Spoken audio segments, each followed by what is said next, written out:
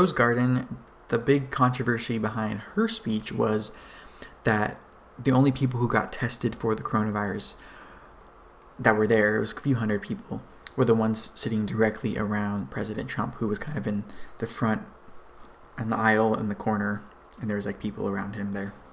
So apparently that was the only people who got tested. Of course, the First Lady probably got tested too.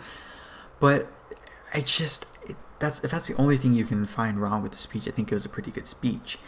And what I keep saying in my head is these people go at their own will. If you were not comfortable being around all those people, you didn't have to go.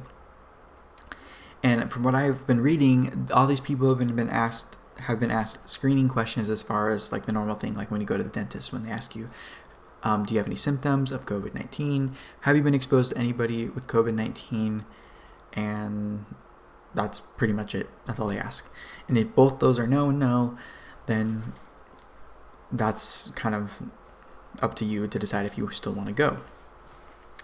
But this is kind of one of the main reasons I think people have enjoyed, I think I've mentioned this before, but have enjoyed the RNC over the DNC, is that when they were watching and they weren't being interrupted by pundits, which is why I know I did, and it seems that a lot more people were watching the live streams instead of the actual news networks because they weren't interrupting on the live streams. It felt like this is why people liked the RNC over the DNCs, because it felt a little bit more normal. A lot of people want to go back to normal. They don't want to be stuck in this perpetual cycle of doom and gloom, and the virus is never going to go away, and you must be locked in your home all the time, you can't go back to work, you can't blah, blah, blah. People want to get out of that as soon as possible.